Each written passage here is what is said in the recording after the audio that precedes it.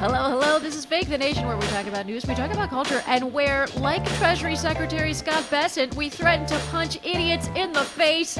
I'm your host, Negin Farsad, and yeah, cabinet secretaries almost got into a fucking fist fight at Donnie Jr.'s new social club that we talked about a few weeks ago because the White House is basically an ultimate fighting ring now with a concrete rose garden where cabinet members can really smash each other in the face, so it's perfect.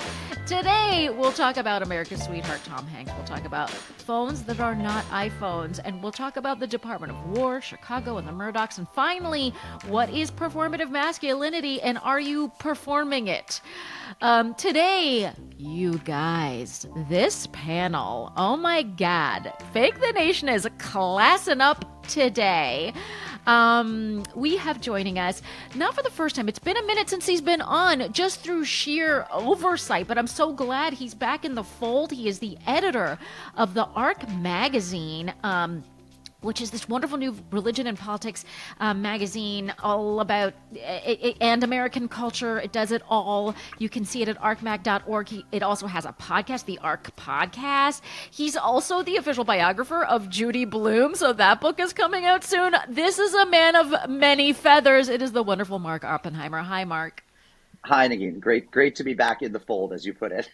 Oh my God! So I never happy lost to the have T-shirt. You. I've been wearing the T-shirt Thank and the God. sweatshirt, and I've been pretending to be in the fold all along. Well, we have joining us for the first time. This is so exciting. He is former editor of The Nation magazine. And by former, I mean he literally just stepped down like 5 minutes ago, like in August. He is host of The Nation's podcast. He's also a special correspondent for the magazine. You can read his book, The Next Republic, The Rise of a New Radical Majority. Another man of many, many feathers. You've seen his name in print so many times. It is the incredible Guttenplan. Hey, and he goes by Don. Hi, Don. Hi, Negin. Great to be with you. And Mark, thanks for tipping me that I should hold out for the merch. Yeah, you should have seen the swag 5 years ago. It was astonishing. You could get the steaks delivered. Do you remember the old ads in the New Yorker? It was like on the side, it was like you could order like steak of the month, Omaha roasted steak of the month. There was steak of the month. That's there was whiskey of the month. There's a famously a Fake the Nation steak of the month. Everybody. Everybody increases their cholesterol on that. But folks, is it real meat? That's the. Is it? I know that, and then you never know. And then what happens is it becomes a topic of dinner conversation because what we aim to do is give you shit to talk about. Folks, before we get into the show, I just want to remind listeners: thank you so much to everyone who supports the show at Patreon.com/Negin Farsad. What a fucking delight you all are, and I would really love it if you continue to do that. And if more of you would do that, that would be awesome. You can do that at patreon.com/Negin Farsad, and then you have these wonderful extra bonus episodes that you get every month, and there's other like fun swag and whatnot in levels beyond that. So join the action at patreon.com/Negin Farsad. But obviously, if you can't join the action, no worries. Go ahead and tell a friend about Fake the Nation. That would be so lovely. All right, now let's get into it with topic number one. All right, so topic number one is culture. And we want to quickly talk about Tom Hanks, who I feel like is pinnacle American culture.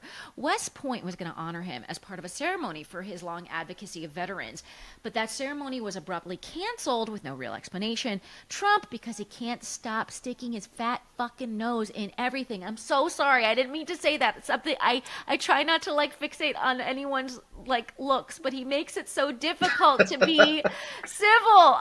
Did you just fat shame the president's fingers? Is that what just happened? You didn't fat shame him.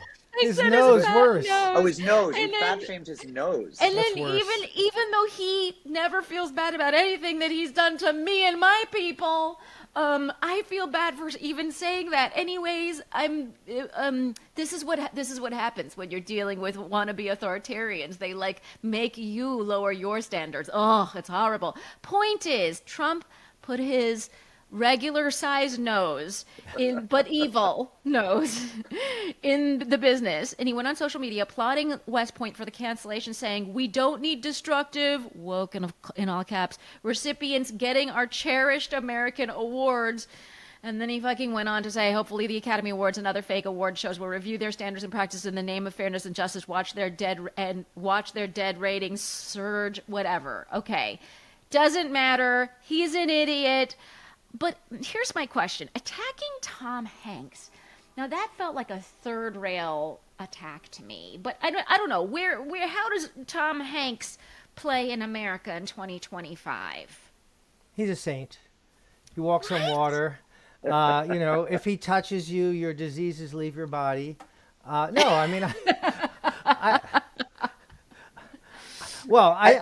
think Trump can go after anybody he wants, and he will not suffer for it, or at least he won't suffer for going after Tom Hanks.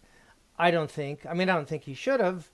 Tom Hanks, like if you had a dictionary and it had a picture of acceptable liberalism, there would be Tom Hanks's picture. So, he is a liberal, but he is a kind of acceptable liberal, the kind of liberal you could take to your weird uncle for Thanksgiving and they'd end up sharing a few beers. But so I don't think it's going to hurt Trump, but it's sad. I mean, it's just another way in which they go where we would never dream of going. I'm just thinking about my weird uncle. I'm trying to think which of my uncles falls into like weird. If Tom Hanks would be my +1 to any family dinner at an uncle's house, which uncle? By the way, I take it to be the case, Don, that by acceptable liberal, Tom Hanks is nobody on your staff at The Nation.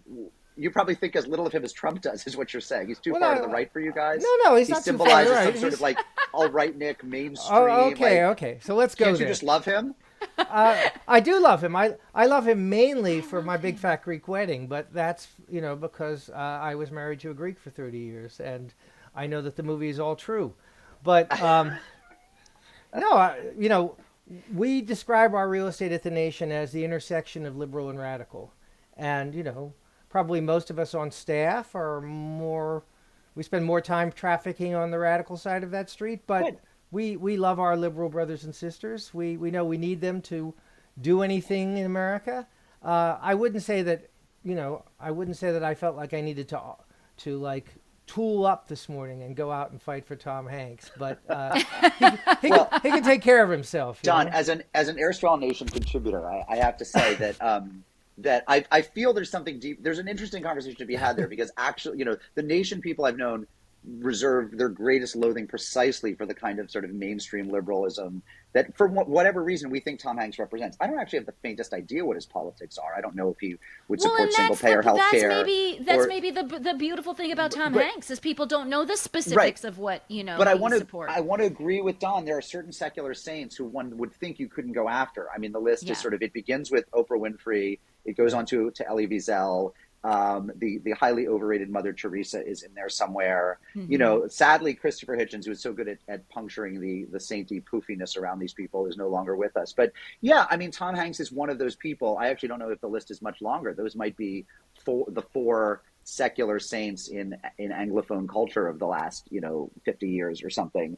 And But also, we don't have a unified celebrity culture anymore. I mean, I actually think 25 years ago, I don't think Ronald Reagan would have gone after Tom Hanks even if he'd wanted to, because back then Tom Hanks was as big. Somebody like Tom Hanks, I don't know who it would have been then. He was still on Bosom Buddies and doing guest arcs on Family Ties, which is what I love Tom Hanks for, as Elisa's brother on Family Ties. But he whoever that would have been, Reagan wouldn't have gone after him because he would have been a national hero in a certain way. And celebrities aren't anymore. They speak to certain kind of niches. And I don't know that my children have the faintest idea who Tom Hanks is. So Trump is much bigger than any one celebrity, Taylor Swift and a couple others being real exceptions. He's bigger than all the celebrities just because he has the name recognition that celebrities used to have, but they don't have it anymore. So I think that makes Tom Hanks a little more vulnerable.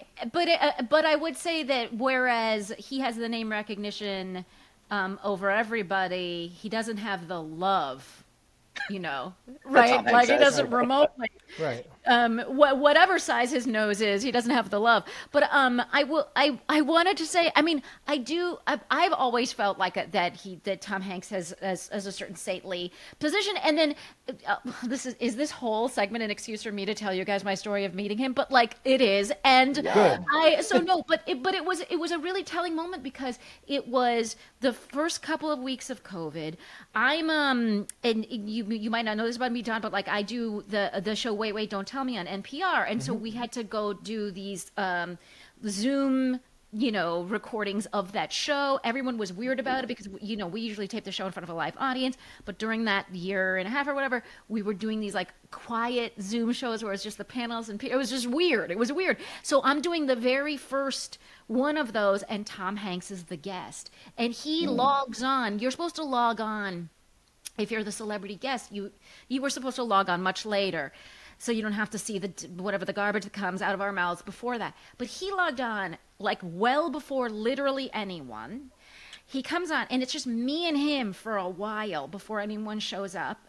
And then the tech people keep being like, hey, Tom, you don't have to be here. You could just come back in like an hour and a half. And he's like, no, I really love the show, and I want to watch. He's a big fan. And so he wanted to just see how the sausage gets made or whatever. Like, and he was just like, Negin this, Negin that, which, by the way, as someone named Negin my whole life and no one can pronounce it, I was like, dying that Tom Hanks was pronouncing my name correctly. And he was just so fun, and he was sitting there throwing a baseball in the air, listening to our jokes. And we performed in front of no audience except for one person, and that one person was Tom Hanks for our first ever like Zoom show. It was the wildest thing, but he was such a wonderful audience of one, which sort of speaks to like the guy will Tom Hanks for you. You know what I mean? He knows his role of Tom Hanksing, right, and he will Tom Hanks when he needs to Tom Hanks. It's really nice to know that there's nobody better at Tom Hanksing than Tom Hanks. Well, except the one caveat here is Oprah? His brother, who is his voice double for certain things. If Tom Hanks needs to kind of rerun some audio that they didn't catch the first time, his brother has the exact same voice and does voice work. Oh, that's and fun. So there was some great segment years ago on maybe it was Radio Lab or something where they interviewed Tom Hanks' brother, let's call him Bob Hanks, who of course sounds exactly like Tom Hanks, about what it's like to get all this work pretending to be Tom Hanks. And he was every bit as nice and affable, and he had that totally unplaceable, American Midwestern accent, American accent. So lovely. So it was great. It was like lovely to know that there were two of them, that if anything happened to Tom Hanks, right, we have a placeholder. Steve or Bob would just slide right in. And his son, Colin Hanks, of the great movie, was it Orange County? Orange County, I think, was his movie. Fargo, also looks and sounds just like him. So there are actually multiple Tom Hankses. Without a multiverse. But the one thing I want to quibble with a little bit is you don't have to pay obsessive attention to politics, which I admit I do, to know that Tom Hanks has, endorsed a few Democrats. Okay. Sure. I mean, he's a pretty reliable endorser of whoever the Democrats nominate for president.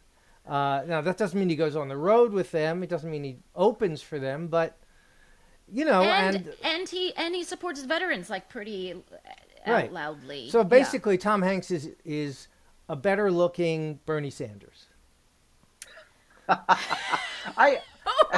I find both of them good looking in the same avuncular but non-threatening way. To be honest, with both of them, we've established on this show, we don't want to say anything about anyone's looks that is even remotely negative, no matter how horrendous they might be. Although in that case, Bernie and Tom are pretty delightful. Yeah, no, I mean, obviously I was kidding, but I guess what I mean is that if they're going after liberals just because they can. Yeah. That's not even if you're not prepared to all go to the streets and say, what do we want? Tom Hanks at West Point. When do we want it? Yesterday? Yeah. It's still distressing. But in closing on this, I want to say, who really lost out is the fucking cadets at West Point, who probably would have preferred that Tom Hanks actually be there than there be no Tom Hanks. You know what I mean? Like, if I'm like an 18-year-old at West Point, I'd be like, oh, fuck, that's so cool, And like now they don't get to say that, and that's so sad for them.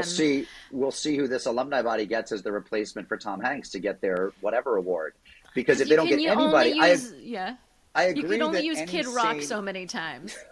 I would agree that Ted I Nugent. actually like Don't Kid forget Rock, Ted but Nugent. I like Kid Rock's music a lot, but I would agree that in the sort of endless epistemological question of, or ontological question of, Tom Hanks or nobody, we prefer Tom Hanks. But who knows? I mean, it might be Ron Howard who I think would be even better. I mean, I'm just Right. who knows what 60 something or 70 something Hollywood star they'll get who's acceptable to Trump. Okay, so I'm going to go way out on a limb here. And I'm going to predict that they are not going to ask Rob Reiner to step in for Tom Hanks. I think that's true. I'll put money on that. Yeah. All right, folks, let's move on to the next topic that's also similarly doesn't affect anyone's life, which is fucking telephones. I just noticed that yesterday, and I didn't even really, I looked at a photo really quick before this segment, that iPhone released a new iPhone. It's like the iPhone 17 now. And I was looking at the photos and I was like, okay, it looks like an iPhone. I don't know, but apparently there's some innovation. But the point is, it doesn't even matter. My question is, the enduring nature of the iPhone is so strange to me, because if you read reviews or whatever of like the Pixel or the Samsung has fucking flip phones and bendy screens and all sorts of shit, right? And yet people are still obsessed with the iPhone that just totally dominates the industry. And I guess my question to both of you is, when it's not even necessarily the superior product, why? Oh, come on, Negin. Tell me. This is America. This is capitalism, marketing. Do we really think that Tide gets your clothes cleaner than the supermarket brand? No, but it sells a gazillion more, boxes of that shit. So part of it is that I'm sorry, I didn't mean to step on you, Mark. No. While we're on this, do you really not think that Tide works better than the generic? Because I'm 100% convinced it does. I actually think you get what you pay for with certain more popular brands. We don't have to go to that, by the way, but I'm shocked because I thought there was consensus that generic detergent sucked. No, I thought that was think there's consensus that around the smell of Tide is nicer. Ooh. Do you want to elaborate on that? Just like, it's just, I don't know, and it might just be nostalgia or whatever, like of like the smell I remember from my childhood or something. But it's like that smell is a really nice smell. Whereas the iPhone, I don't have any. Do you have nostalgic feelings? Does the iPhone give you that? Okay, so I have nostalgic. First of all, you can't see this, listeners at home, but I have an iPhone. I think it's a 14. So it's been a while. It still works fine. The only phone I'm nostalgic for is a Hewlett-Packard phone that I used to have, 10 years ago, that was absolutely square, and then you unfolded it and it became a 2-to-1 rectangle, and I loved that. It just looked so cool. It looked much cooler than you used to play with it while you watched your Betamax videos, right? Yeah, exactly. But so the iPhone, no, the iPhone, I don't have strong feelings about it, except that everything else, and God help me, that I own that's electronic is an Apple. So the iPhone seamlessly interacts with all of them. Yeah. And it's annoying when you have, like, one of my kids who's a scientist, so he's more sophisticated about these things. He has some other kind of phone. I don't know. All I know is it's not an iPhone, which means I can't call him on FaceTime, and that really seems unreasonable. Okay, right, but exactly. So they sort of like keep you in the fold. Exactly. But like, right. I mean, I don't care about the integration of the phone into my laptop or whatever. I don't actually fully use. I want my phone to be less connected to me in general, but I still can't. It's like I have a problem bugging with the idea of like picking up another phone and learning that phone. I don't know, Mark. I hate phones and I hate technology. I think we're in the grip of a collective madness, and we're all gonna like see the Luddite wisdom soon. Which, by the way, is something the nation could be better on. If you're going to be lefty and radical, you should be way more Luddite than you are. I think that these companies are all. I mean, read Cory Doctorow's forthcoming book on enshittification and like the monopolistic tendencies of Google and Apple. I'm a big fan of Cory Doctorow, but yeah. I am still in the journalism business, And so I have before me the cautionary tale of my Luddite friend Rick MacArthur in Harper's Magazine and what happens if you fully embrace Ludditism. But Harper's is great. I get Harper's. I'm sure it's interesting to read, but you know what? Nobody sees it because it's not on the internet. Well, that's true. I think that it's probably at this point we should have an internet presence, but I think as a general disposition toward, and by the way, I have a phone. I try to use it less than I do. I mean, I'm probably exactly where all of us are on this. Yeah.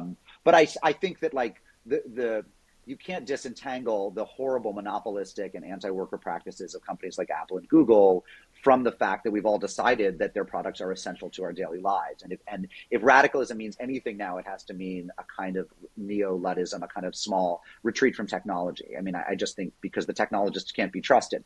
Why do I have an Apple? To your wise question, Negin, I can actually answer that. There's an Apple store in town. And when my Apple breaks, although they make it hard to get an appointment at the Genius Bar, you can get an appointment. I figured out how to actually get through to schedule an appointment, or you just drop in. And my problems are always so small bore. I mean, I can't fix them myself because I'm an idiot, but they're small bore enough that some nice person in the t-shirt of the day just can deal with it in 5 minutes. And I know that like other phone companies have tried to open stores in various places, but I've never seen them except on TV. I think did Samsung used to have a store in Times Square or something? Apple, by having the stores and having the customer support, they've done that. But also, the reason I have an Apple laptop is because they don't use Microsoft, which is the Microsoft Office suite is incredibly unintuitive and obnoxious and hard to use. And the Apple suites are better for normal humans. So they simply won on kind of user service and user experience. And I don't see that anyone is threatening that. Like if you gave me a Pixel and it broke, I wouldn't know what to do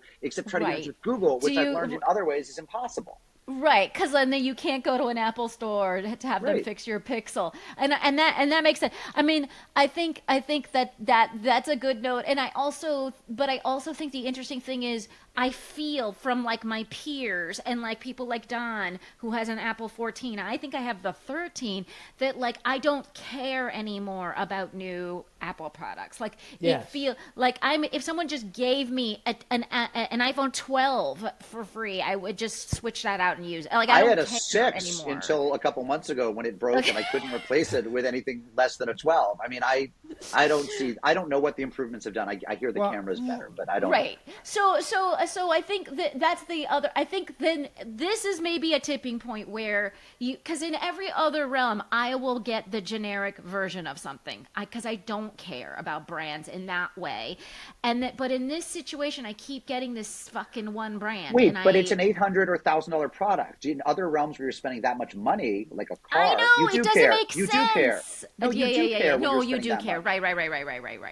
No, it's not Don's cheapo detergent. It's a car. Yeah, but there is I think there's still a question which you hinted at, Mark, which is like, okay, 5 years ago I would have said to you, I think a Tesla is a cool car.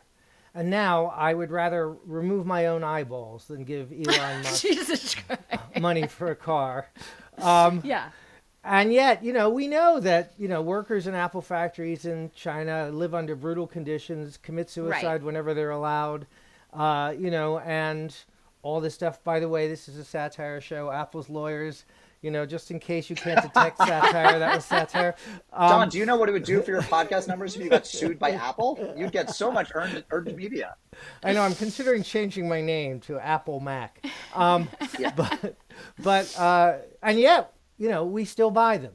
And I think that is worth probing or thinking about. Maybe not here, but it's, it's like how much cooler does the product have to be? How much more convenient does it have to be? I would cross the street to avoid a Walmart. I drive out of state to avoid Walmart sometimes. But Apple, what do you drive? Still using the damn phone. Since you attacked my Tesla, what do you drive? I drive Subaru. An 88 Toyota Land Cruiser. I didn't say that. And you, Negin? We're all gonna out ourselves here. I live in Manhattan, so you don't drive. I drive my feet on the ground. All right, folks, you probe and think about this issue. Let me know why are you so devoted? If it's beyond your own explanation to yourself, like it is for me. While we take a quick break to hear from our sponsors, and then we will be back.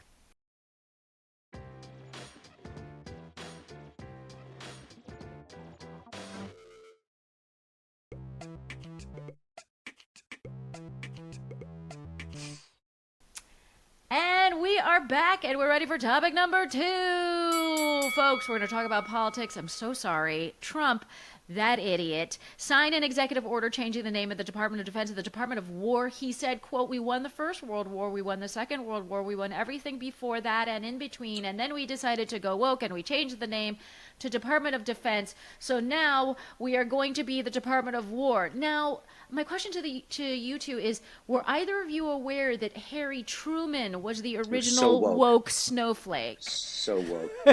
So woke. Well, also, So Harry Truman desegregated the army, which clearly Pete Hegseth wouldn't have done. Oh, but how many? Yeah, and how many pull-ups could fucking Harry Truman do? Yeah, exactly.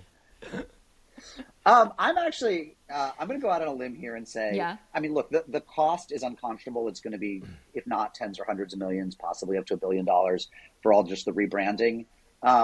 So, bad idea. I'm very much a kind of, if it ain't broke, don't fix it. I mean, the Department of Defense is probably broke in all sorts of ways, but the solution is not to rename it, right? Like pointless virtue signaling on the left or the right is the bane of us all. So would I have done this? No. Does it speak ill of Trump? Yes. On the other hand, I don't care that much. I mean, I don't think that it was a far nobler body as Department of Defense than it was as Department of War. I think you could even argue that Department of War is more accurate. It has generally been used to launch wars more than it's been used to defend certainly our mainland, which has almost never needed defense. I don't care, and I don't care in a way that makes me annoyed at the people who do care, because if you're getting successfully trolled on this, you're being distracted from far worse things that Trump has done. Names don't matter that much. I think. How much does a name matter to you? I know this is bad radio, but I agree with every word of that.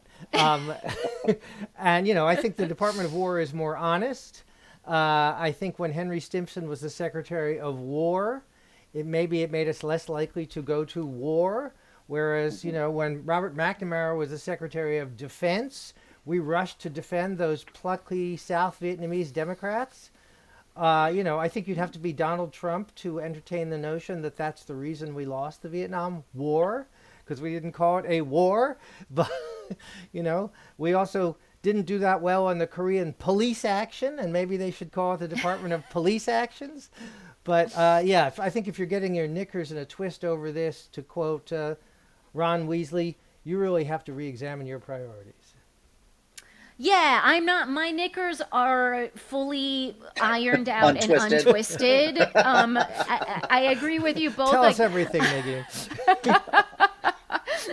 I just thought, and it is one of those things. This is one of those things where, as a as a liberal and as a Democrat who tries very hard to bring in other voices, and I welcome a Republican who wants to come and have a good time.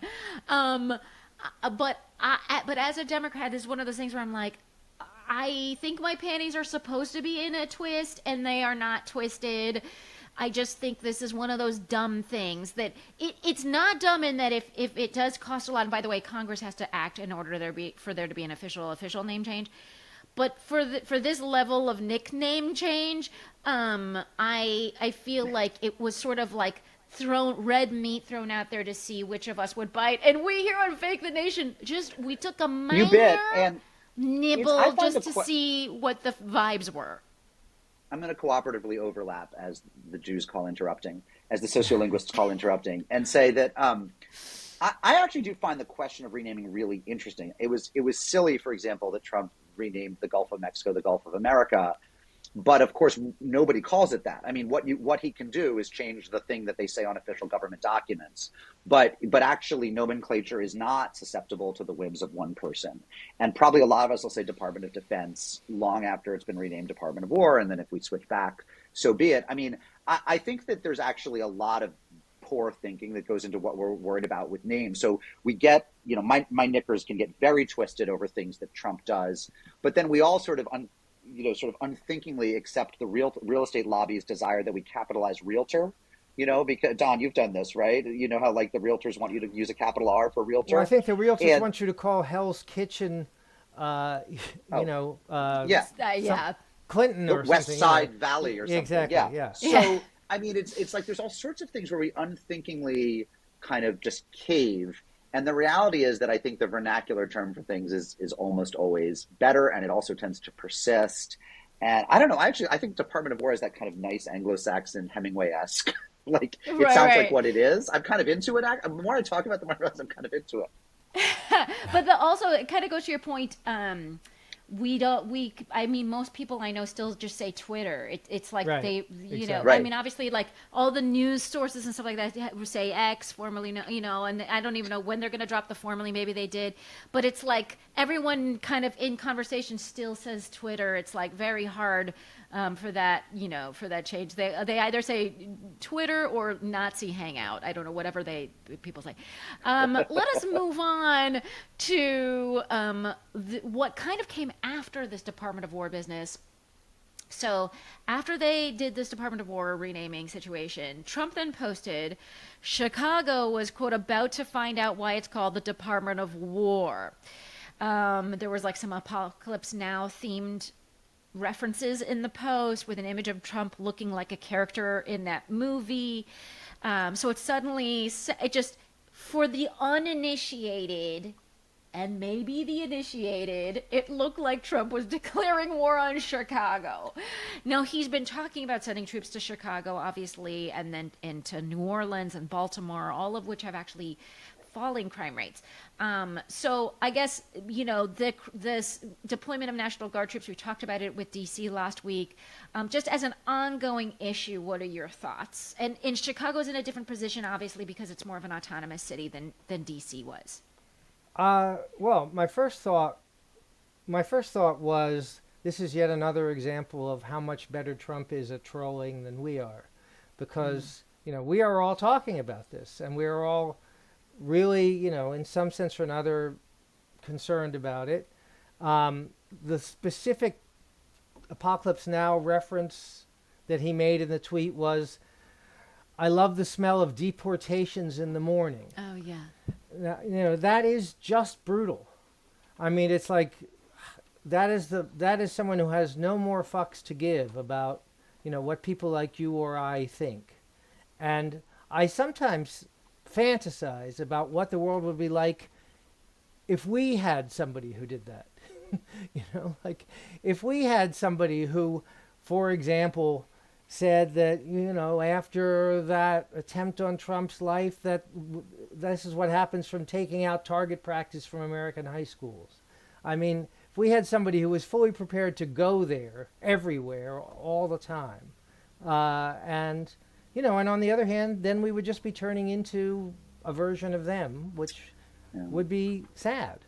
But I think the specifics of the tweet matter, because I think it is part of numbing us to the atrocity that is actually, to be serious for a minute, happening in our streets and in our cities with our neighbors who are living in terror of being taken away in the dead of night. Sorry to be such a downer. You just put a lot. Yeah, let's have a rim shot now. This is why you're a good editor, because you get your writers to cram in a lot in 800 words. You just put a lot out there. I mean, look, you know, Trump is a deeply unkind and deeply loathsome person for all those reasons. I mean, I wrote at one point on my Substack, I was like, nobody who's as bad a father as he is should be allowed to be president. I mean, I actually think virtue really matters. I think most of my friends, and not to be on the one side and the other side isn't, but I think it is important to say that I usually have this fight with people on the left. And certainly when I was on social media, which I'm not anymore, I had it all the time, where I would always say that, you know, the thing that you just said, assistant political science professor and member of Democratic Socialists of America, was unkind, at which point I was always accused of being a concerned troll and all sorts of other things. And that basically made me think the left is not serious about human dignity, their willingness to countenance unkindness. Now we have someone who's even more unkind as president. You know, we countenance Bill Clinton's lack of virtue. We have someone who has far less virtue. I mean, the reality is you either take these things seriously or you don't. And if you don't take virtue and decency and kindness and being family oriented and being an upright person with good values seriously when it's your side, you can't complain when it's the other side. I think now we're, you know, to some extent in the discourse and the rhetoric, I guess what I would say is the numbing, the desensitization is something we've all been part of. I think Trump is a far worse instantiation of it than anything the Democrats have tried to throw out there. And so, yeah, it's horrible. I do think with the National Guard stuff, I mean, I'm a little bit moved, but my sister lives in Chicago, and I'm a little bit moved by some of the writing I've seen that has said that crime has fallen a lot since he's deployed troops, for example, to DC. And, that might save lives. And we have to take that seriously. We have to take seriously how high, even though crime has been falling, it has still been extremely high in places like Chicago and Washington. And we have to say, like, why have those police departments been so dysfunctional? And, why might the residents not be as up in arms as the commentariat is that the National Guard is being deployed? So I don't know. I think this is a very tough one where everyone is covered in a little bit of shame. Don, as our official representative of the nation, what is and the loony left the loony left? What is what are the moderate Democrats who are probably running the city and the state? What are they supposed to do? I think they're supposed to do what they're going to do. No, I mean, first of all, I remember just this weekend I was listening to an NPR thing about the National Guard in D.C., or maybe it was even the New York Times. I think it might have been the New York Times. And they interviewed this woman who lives in Capital Southeast, who was a local activist, and obviously is obviously black, and was saying, when we were complaining about crime, nobody listened to us, and now the National Guard are here, and I'm glad they're here. And she was not crazy. And, she talked about how much safer she feels on her street. And I think we have to we on the left, particularly those of us on the radical left, have to take public safety seriously in a way that we haven't. I think that's true, but I don't think this is about that. I don't think this is about public safety for half a second. I think this is about trolling and pissing off Democratic-run cities, particularly cities with mayors of color. And I think it's part of the kind of, a word we're going to hear later, perhaps, performative racism of the Trump administration. We're not going to look at like any other cabinet secretaries who were enriching themselves. We're going to go after this, female black governor of the Federal Reserve who might have made a mistake on her mortgage application. But we're not even bothering to pretend that we're looking at everybody in the cabinet's mortgage application or everybody on the Federal Reserve's application. We're saying that, yes, there are two standards, and the standards for black people, and particularly black women, are stricter. And yes, there are lots of cities in America that have crime as bad as Washington, D.C. Maybe not as bad as Chicago, but as bad as Washington, D.C. But we're not sending the National Guard into any of those cities if they have Republican mayors, or into any of those states if they have Republican governors. But I think, J.B. Pritzker, not a man you'd want to get between and his breakfast, is still capable of taking care of himself. He's capable. I know. See, you have to swear off this, but I don't have to swear off this. He's capable of taking care of himself. He's a confident, popular politician. He can make life relatively difficult in a way that Muriel Bowser, the mayor of the federal district, cannot for a president who wants to send troops into his state. And I expect he will. I think I don't expect it to have the only thing that's the problem is, for those of us with long memories about troops in Chicago, something could go wrong. These National Guard guys are not trained in crowd control. They're not trained in community outreach. They're trained to respond to threats. And, all it takes is one 12-year-old with a toy gun, and suddenly you've got a huge situation on your hands. So the strategy is like, don't get ruffled? No, get ruffled, complain, support Pritzker and the Illinois Attorney General and the New York Attorney General and the California Attorney General, who are all trying to constrain Trump's ability to essentially occupy through legal means. Yeah, we can learn to resist occupation in America just like they do in Palestine, but it's so I think it's not like it should be. This is fine. Don't worry. Are you endorsing the same techniques? I don't think they've worked well in Palestine, so I'm not endorsing the same techniques. Okay. But I'm just pointing out that the indignity of occupation may be something that more Americans come to understand firsthand. I'm a huge I'm a huge fan of federalism. I'm actually, I'm thinking, I'm half thinking about my next book being about New England secessionism. I think that, I think that smaller is often better, and for that reason, among others, I want to, as well as constitutional reasons, I want to keep federal troops out of our cities. So I'm sure policy-wise, I'm in alignment with Don there. I don't think there's any evidence that Trump is picking on cities with minority mayors. I think Democratic mayors, surely. I think that I don't think it serves anyone to assume that he's acting out of racism. I actually don't think Trump is particularly racist. I don't think he's anti-Semitic either. I think he's bad for the Jews and says dumb stuff. But I don't think his I think his personal animus is towards anyone who doesn't bend a knee toward him, which includes white people and Republican, which includes John Bolton.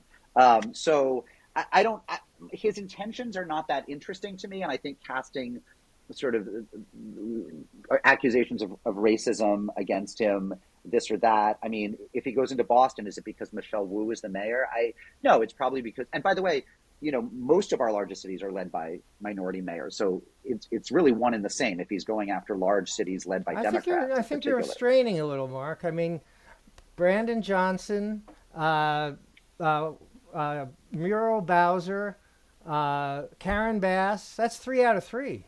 Right, but those are our largest cities. No, I mean and our largest cities New York tend to have minority mayors. New York has a minority, which has a minority mayor. Yeah, but he's dealt with New York. He's dealt with New York's mayor some other way. He has a minority mayor whom he likes, and he's laying off. My point is, it's about do you show obeisance to him, not the color of your skin. This doesn't make him a virtuous dude by any stretch of the imagination, right? But look, my question will be, I think, what happens if a month from now crime has fallen precipitously in Washington and Chicago? Are we going to see the piece in the nation that's going to say, looks like Trump did some good? What if a lot of black lives have been saved? How will the loony left, to use your term, Don, not mine, because I don't mock people's weight or their politics. But what will the response be if 1,000 black lives have been saved in the cities that Trump goes into? Well, first of all, how will you know? That's a counterfactual, so you can never You're prove right. it was because. And secondly, I would say, yeah, you send federal troops to any city and crime will go down because people will be scared shitless to go out on the street. Right. So, I think the analysis has to come in stages, right? It has to be what was the immediate crime rate, and then it'll be in 6 months, in a year, what is the crime rate like? Because I think everybody is right that the crime rate will go back up when the physical presence is gone, eventually, or it'll reach some other kind of plateau. But we'll see. I mean, the other thing is, again, it's how do you say, okay, now you sent those troops, now let's have a sustained effort by being able to hire more police through our actual police force that's here and supposed to be here, and I don't know, maybe there's a way of spinning this so that it helps the cities in the long term and not just in this short term. Well, I don't think he has any interest in helping the cities. You're right. He doesn't. But I'm saying, can we turn that and can we turn his disinterest in helping anyone into a political asset on the left? I mean, it's I don't know. The The answer to that question is usually never with the Trump administration. Somehow we're not able to do that. But I don't know. But that's I often feel take this to its logical limits. Oh, you're so concerned about the crime rate of DC?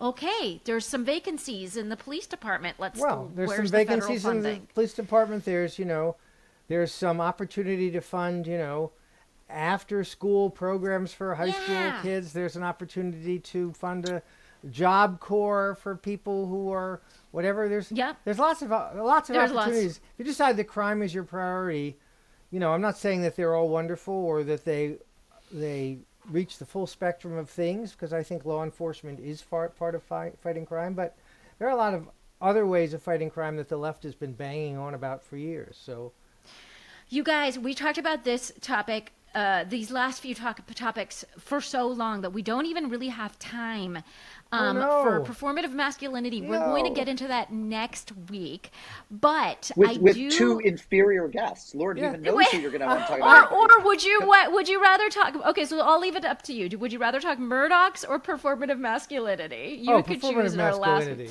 Okay, so let's get into it with topic number 3: performative masculinity. Guys, there's a subgroup of dudes out there called the performative male. You might know the type. They're the ones that are trying to signal that they're progressive on the streets, but asking for consent in the sheets.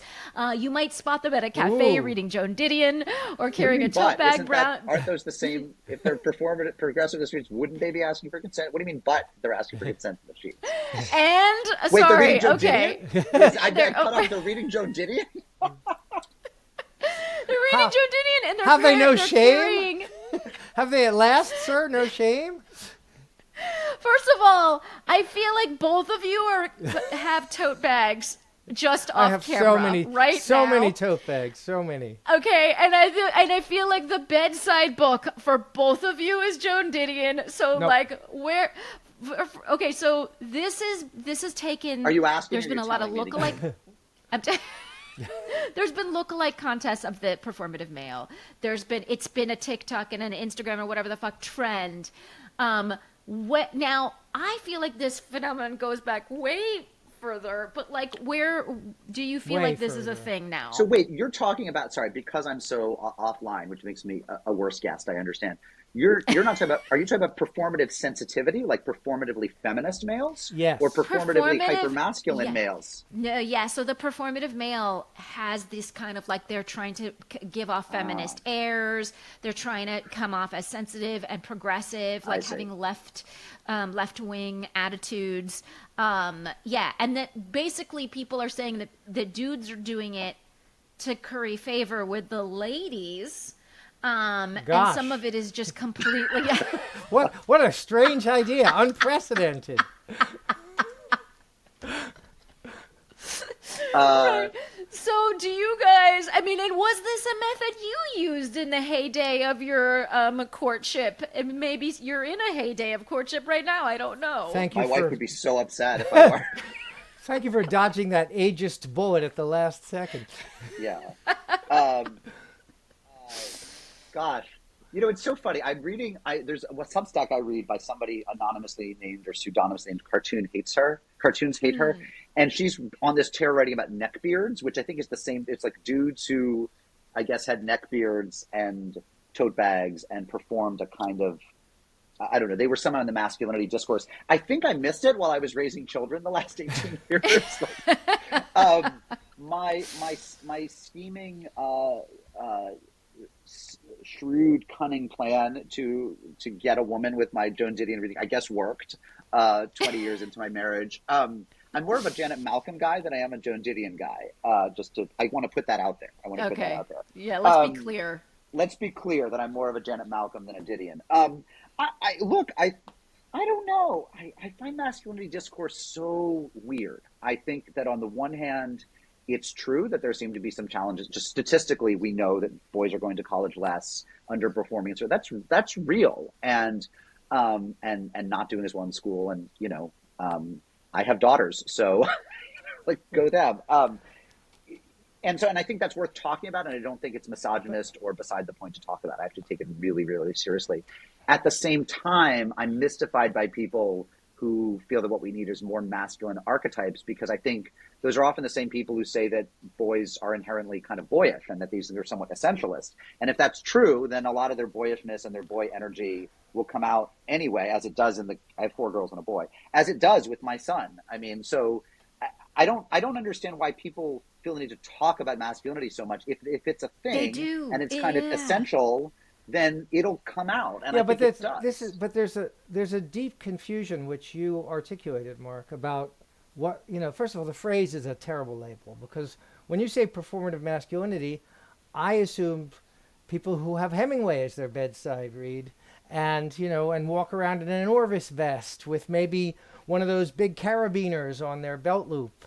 And perhaps adopt a wide stance as they stroll down the public sidewalks in their hiking boots, with their flannel shirts nice on. Larry Craig throwback there from the politics junkie. But this is really performative allyship, I guess, is the phrase that was used. Yeah, in the article. I mean that's a phrase, that's something that comes up. Yeah, performative allyship. Yeah, and I mean, I don't know. Look, I was married for 30 years. I have 3 kids, 2 sons and a daughter. I would say that before I had a daughter, I would not have called myself a feminist. Although, the women I was dating, I was certainly performing as much sympathy as I thought I could get away with. After my daughter was born, sign me up for everything. I'll go full Judith Butler. But To be clear, through 4 daughters, I've never gone even part Judith Butler. no, I mean, maybe, I don't know. The reason I thought about Judith Butler is because when you were talking about the things that we do as men to signal our potential suitableness for courtship, it's all performance. It's like, who really goes out there and says, this is my authentic self? I have weird personal habits. I like to eat smelly foods. And by the way, would you like to come home with me? Nobody does that. We're all featuring our better sides. And, if reading a little Joan Didion, I'm much more Kate Atkinson than Joan Didion. But if featuring a little Joan Didion is your way to signal that you're not a Neanderthal, I feel like throughout this segment, the two of you have been doing performative bookworm. Bookworming. Right now, I mean, look, here's the thing. You fucking know the names of authors. Can I just be honest? That was my performance. I mean, or as Me my too. daughter would say, that was my flex. My flex was, as the kids would say, I read books. I didn't have to flex hard. I'm a writer. It's what I do. But, given how many bookish women there are out there and given how many men are just spend all of their time, including college graduated men with responsible jobs, on video games, I'm the mismatch strikes me as astonishing all the time. I mean, what I would tell, a 22-year-old having trouble getting a date is go onto the subway with an actual book, and, that won't hurt. So I do think there's like real gender stuff going on. I mean, I think the kind of the falling marriage rates, the falling birth rates, I think it's the falling rates of sexual intercourse, like teens not having sex. That's sad. And I think that that there's stuff to talk about there. But I do, but yeah, I mean, I imagine there's always performativity in. Certainly, there's not more now than in the 50s. Like when was the golden age of authentic self dating, where you actually listed your real height in your dating profile? I mean, I'm 5'8", but if I ever have to be on Tinder, I'm 6 foot. So when is that not true? Wow, that's a huge lie. Like, Maybe you're not 5'10", even going to do 5'10". 5'9"? Like, 5'9.5". Okay. 5'9.5". Okay, folks, we have to wrap this up, though I could talk about this for hours with these two gentlemen who are performatively masculine themselves. As is like several people I dated like 15 years ago, which means this is just not new. Like, Negin, I know you're trying to wrap this yeah. up, but Please. time is free on the internet. What would you're married, right? What if you were Yes. single again? What would work for you? Be honest. Like what are the signifiers? Totally superficial, just like before you get to know someone. What would you want to see? Well, and then that's one of the questions that I have in general, which is that, like, part of what I find frustrating about this trend is in the lookalike contest and all that are happening in multiple cities around the world, not just the United States, is that, like, it gives this idea that men don't be like this because you're going to be mocked. And then also don't be like Joe Rogan and swig on motor oil or whatever the fuck they do, or, like walk around breaking vaccines. And don't, like, so what is the acceptable form of being a man now? Like, if I'm out there trying to get some, I mean, I would probably be, I would get the message from a tote bag. By the way, whenever it is that tote bags became deeply liberal, because I guess conservatives never have items that they need to put in a bag. Guns and ammo there's no guns and ammo tote bag?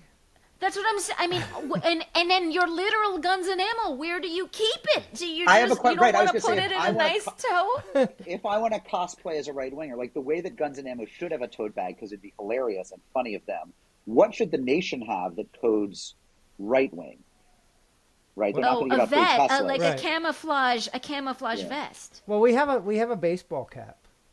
Okay. We have That we have a doesn't. baseball cap. Yeah, but baseball caps are like the Tom Hanks of apparel. They're Well, sort of that's just like why a secular. we've got a soft spot for Tom Hanks. I Okay, think- folks, the question out there as we wrap up the segment is, what if you're a lady out there looking for a dude, or if you're another dude looking for a dude, what is the performance he needs to give on Right. the streets for you to date him? All right, that's the question we're going to end with. And then, folks, oh my God, you guys are such a delightful panel. What a dream. I want the people of Fake the Nation to be able to follow you and all the wonderful things that you do. Don, where do they do that? They can do that at www.thenation.com/thenationpodcast. Or they can follow me personally at ddguttenplan.com. Guys, isn't Don just an absolute fucking juggernaut of a panelist? You should be following him at the little known magazine that nobody's heard of. Thanks for reminding us of the website and how to find this thing. What is it? The Nation. Mark Oppenheimer, where do they find you? So I edit Arc Magazine, which is on the web at arcmag.org, arcmag.org. And we have a wonderful podcast. It's Arc: the podcast, and it's available on all those platforms that all y'all use. And so I invite everyone to go check it out. Oh my God, you guys, and you can see why, you should be subscribing to that podcast because, he's just so fucking good at talking about America and culture and politics and all of it. So incredible. So follow him immediately. And as for me, last week, someone mentioned at the end of the show, declining sex rates. And it happened again on this show, which reminds me that if you haven't seen my TED Talk, go see my TED Talk because I talk about declining sex rates. Okay. In a funny way. It's stand-up, so everyone relax. But it is a TED Talk. So anyway, there's an air of it being serious, but it's not. Okay. Otherwise, I want to thank everyone who makes our show a possibility. That's the wonderful Rob Heath on the producer front. Thanks to Gaby Alter, who wrote our theme music. And if you have any questions or concerns or ideas, you can email us at fakethenationpodcast@gmail.com. And don't forget to support us at patreon.com/Negin Farsad. And otherwise, we'll be back in your earballs next week.